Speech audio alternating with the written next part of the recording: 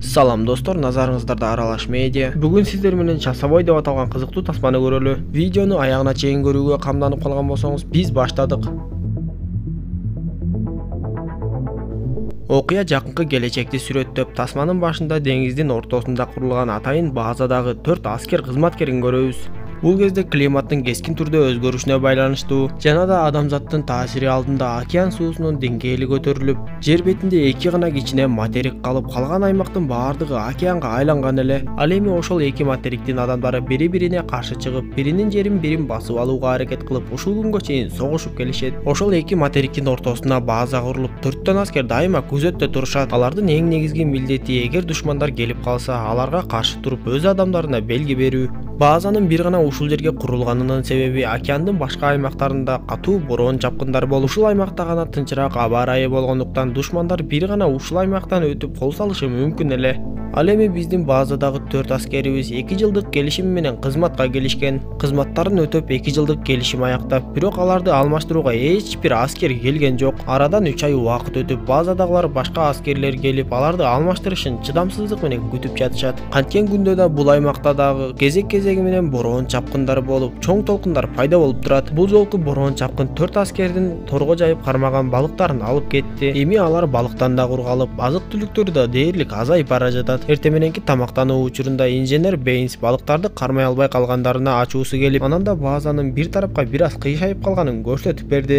Салливан канча жолу кургактыктагы адамдарга билдирүү жөнөтөлү десе да, жетекчи Хенгрикс алар качан гана бизди келип алмаштырганда ошондо кетебиз деп өз сөзүнө бекем туруп алды. Ал эми кийинки көрүнүштө Салливан менен Кэссидинин ортосунда жылуу мамиле бар экендигин байкайбыз. Күндөрдүн биринде Салливан дүрбү салып жатып, алыстан бир нерсени байкап калды окшойт. Дароо эле жетекчи Хенгрикске кабарлап, Кэссиди дагы базаны көздөй бир нерсе акырындап жакындап келе жатканын байкады. Ал бир аз жакындаганда анын кеме экендиги билинип, бирок анын ылдамдыгы такыр эле жай болчу. Кэссиди микрофон менен катуу добуш чыгарып, кемедегилерге кыйкырса, кемеден эч кандай жооп болгон жок. Анда жетекчи Хенгрикс дароо эле аскердик даярдыкты баштагыла деп буйрук берип, Бейнс менен Салливан ок жарагын октоп калышты. Кэссиди канча кыйкырса да, кемеден эч кандай жооп болбой, жетекчи Хенгрикс Салливанга курал берип, кемени көздөй жөнөттү. Салливан бир аз коркуп турса да, буйрукка баш ийүүгө аргасыз болуп, кайык менен кеменин жанына барды. Бирок кемеде бир да адам көрүнбөй, Салливан кемени бир тегеренип чыккан соң кеменин үстүнө чыкты. Рациядан ар кандай үндөр чыгып жаткандыктан аны өчүрүп коюп, кеменин ичин карай баштады. Кеменин ичине кирип, кемеде көптөн бери эч ким болбогону байкалып, азык-түлүктөрдүн көп экендигин көрүп, анан да 4 аскер адамынын кийимин көрдү. Бул кезде жетекчи Хенгрикс Салливандан эч кандай жооп болбой жаткандыктан ал кемени душмандын кемеси деп эсептеп, Кэссидиден бир ачкычты алып, өзүнүн ачкычын кошуп, термоядерлик куралды иштете баштады. Көрсө бул жер бетиндеги жалгыз ядролук жарылуучу зат болуп, эгер аны ишке киргизе турган болушса, 2 материкти тең суу каптап, суу астында калып, тиричиликке чекит коюлмак. Ошентип жетекчи Хенгрикс башкалардын каршылыгына карабай эле жанагы куралды иштетмекчи болуп,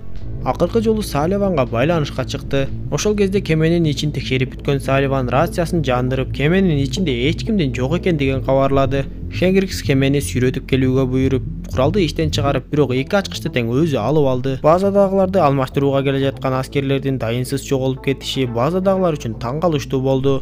Кечинде Салливан Кэссидиге жетекчи Хенгрикс жөнүндө айтып, эмне үчүн ал билдирүү жөнөтүүгө каршы болуп жатат, эгер эч ким келбесе биз бул жакта жүрүп өлүп кетебизби деп жетекчи Хенгрикске айтпай эле билдирүү жөнөтүп салды. Эртеси алар билдирүүгө жооп күтүп жатышканда ал жерге Бейнс да келип, алардын иши жөнүндө кабардар болду. Андан соң бул нерсени баары биригип жетекчи Хенгрикске айтышты. Дал ошол учурда Салливандын билдирүүсүнө жооп келип, бирок ал билдирүү башкалардан эмес, өзүнүн билдирүүсү айланып өзүнө келип калганын түшүндү. Эми Салливанга алардын мекенин суу каптап, суу алдында калгандай сезилди. Кечинде Салливан Бейнстин бөлмөсүнө келсе, ал кемеге кирип ичимдиктерди алып келип алыптыр. Салливан Бейнске кеменин кыймылдаткычын ишке киргизип көрбөлүбү деп айтса, Бейнс да дал ошол нерсе менен алектелип жатканын айтып, экөөнүн ою бир жерден чыгып, эгер кыймылдаткыч иштесе, кийинки бороон чапкынга чейин кургактыкка барып келүүгө жетишебиз деп ойлошту. Салливан дароо эле Кэссидиге барып, кеме менен кетип калуу сунушун айтып, эгер сен макул болсоң, үчөөбүз добуш берсек, жетекчи Хенгрикс айласыдан макул болот деп айтты. Ошентип Салливан менен Бейнс кеменин кыймылдаткычын коркуткучун иштетүүгө аракет кылып жатышып, акыры иштетип да алышты. Андан соң ал жерге жетекчи Хендрикс келип, алардын ойлорун билген соң, мен силер менен эч кандай макул эмесмин. Бороон чапкын жакындап келе жатат. Биздин милдет бул жерди кайтаруу. Ошондуктан бүгүнтөн калтырбай, кемедеги керектүү заттардын баардыгын базага ташып бергиле деп айтты. Анда Салливандын ачуусу келип, биз үчөөбүз макулбуз, а сен жалгызсың деп айтса, жетекчи Хендрикс тапанчасын кармап, үчөөнү тең коркутуп койду. Бул нерседен кийин Салливан менен Бейнс эми эмне кылаарын билбей турушканда, Кэссиди аларды тынчтандырып, жетекчи Хендрикс менен өзүм сүйлөшөм деп жөнөп кетти. Бир канча убакыт өткөндөн кийин жетекчи Хендрикс менен Кэссиди кайтып келип,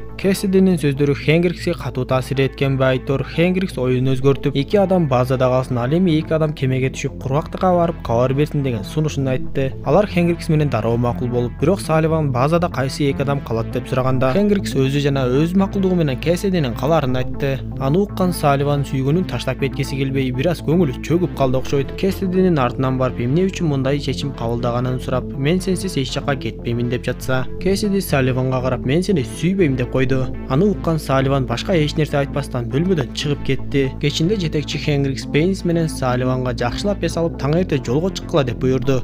Ал түнү экөө уктап эс алышып, бирок таңга маал белги берүүчү үндөн улам ойгонуп кетишти. Көрсө базаны көздөй дагы бир кеме жакындап келе жаткан экен. Салливан менен Бейнс аскердик даярдыкты көрүшүп, жетекчи Хендрикс дароо эле аткыла деп буйрук бере баштады. Анда Бейнс биз ал кемедегилердин кимдер экенин билбей эле аткылай беребизби десе, жетекчи Хендрикс катуу буйрук берип, кемени аткылай башташты. Бирок биринчи ок кемеге тийбей калып, аны кайрадан бутага ала баштаганда, Кэссиди ал кеме өздөрүнүн бош кемеси экенин байкап, сыртка чуркап чыгып, ал өздөрүнүн кемеси экендигин айтты. Бирок жетекчи Хендрикс болбой эле тапанчасын Бейнске такап, буйрукту аткарууну талап кылды. Бейнс болсо буйрукту аткарбай, бул кеме биздин акыркы мүмкүнчүлүгүбүз. Эч ким бизди келип куткарбайт. Биз бул жактан өзүбүз кетишибиз керек деп жатса, Хендрикс Бейнстин кулагына атып салды.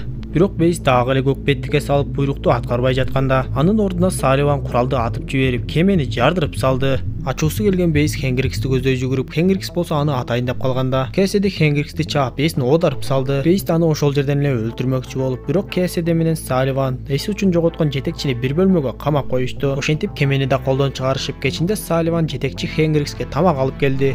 Хендрикс Салливанга, силер мени бошотушуңар керек. Мен эмне үчүн кемени бошотуп жардырып жибердим. Анткени бул кеме мындан 3 ай мурун эле өз убагында келген окшойт. Бирок ал кемедеги 4 аскер таң калыштуу кубулуш менен жок болуп кетишти. Демек биздин арабызда бир чыккынчы бар. Ал келген аскерлерди өлтүрүп, кемени кайрадан кайтарып жиберген. Кароосуз калган кеме океанда сүзүп жүрүп, 3 айдан кийин агымдар аркылуу бизге жакындап келди деген божомолун айтса, Салливан анын айткан сөздөрүнө эч эле ишенген жок. Эртеси менен Салливан ойгонуп, түндө күзөттө турган Кэссиди менен алмашууга жөнөдү. Бул кезде тынбай ичкилик ичип, өзүн такыр башкача алып жүрүп калган Бейнс Кэссидиге келип эле андан ачкычтарды тартып алды. Кэссиди Салливанга чуркап келип, аны жогоруга чакырып барган кезде, Бейнс ядролук куралды ишке киргизип, анын сыр сөздөрүн жаза баштаган эле. Ал келип калган Салливан менен Кэссидиге, биз канчага чейин күтүп жүрө беребиз? Ушинтип жүрө берген чекти баарыбыз өлүп кетпейлиби деп ар кайсы сөздөрдү айта баштады. Анда Салливан Бейнсти алдап соолап, анын үй бүлөсүн эстетип үмүт бере баштады. Акыры Бейнс куралды иштете албасын моюндады. Анткени ал сыр сөздүн акыркы санын унутуп калган эле. Андан кийин Салливан болду эми ынтымакка келели деп, жетекчи Хендриксти бошотоюн деп жатса, Бейнс аларга, Хендрикс эми мындан ары жок, мен аны өз колдорум менен өлтүрөйүн деп бөлмөсүнө кирип барсам, ал өзү эле өлүп алыптыр деп айтты. Бейнстин сөздөрүнө ишенбей Хендрикстин бөлмөсүнө кирип барышса, ал чындап эле терезеден ылдый сууга секирип кеткен экен.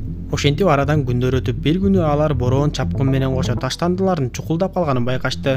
Дайыма бороон чапкын адамзаттын эбегейсиз таштандыларын сүрүп келчү. Бейнс менен Кэссиди таштандылардын арасынан керектүү нерселерди чогултуп келүүгө жөнөштү. Салливан болсо бороон чапкынга даярданып, терезелерди жаап жатат. Бороон чапкын аларга дайыма көптөгөн балыктарды айдап келгендиктен, Салливан жайган торун суудан тартып жатып, ал жактан жетекчи Хендрикстин өлүк денеси чыкканын көрдү.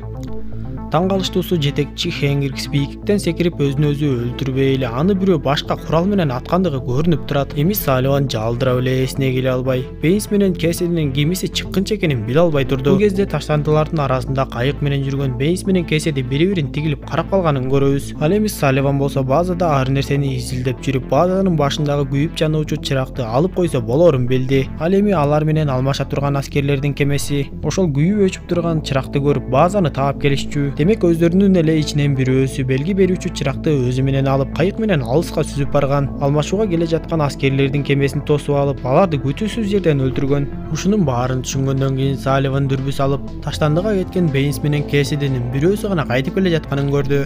Бир аздан соң Кэссиди базага кайтып келип, Бейнстин сууга кулап чөгүп кеткенин айтып ыйлады. Салливан ал күнү баардыгын билип түшүнүп турса дагы Кэссидиге эч нерсе деп айткан жок. Таң атып Кэссиди ойгонуп жанында Салливандын жок экенин көрүп, ага рациядан байланышка чыга баштады. Салливан ага бир топко чейин жооп бербей жатып, бир кезде мен баардыгын билем деп сүйлөдү.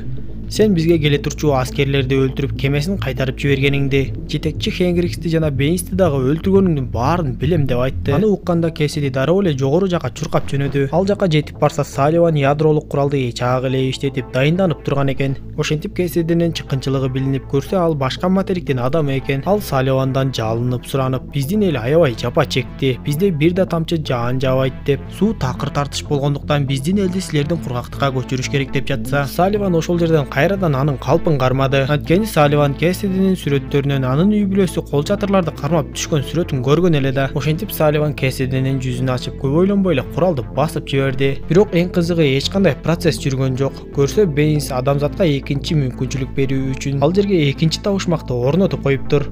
Ошентип тасманын акырында Кэссиди менен Салливан ал куралды колдонбой турган болушуп, адамзаттын жок болуп кетишине жол бербей, кайсыл жактан душман келсе да ядролук куралды коргой турган болушту. Тасма ушундайча соңуна чыгат достор. Видео жаккан болсо мага жакты белгисин басып, досторуңуз менен бөлүшүп койгонду унутпаңыз. Кийинки видеодон көрүшкөнчө саламатта болуңуздар.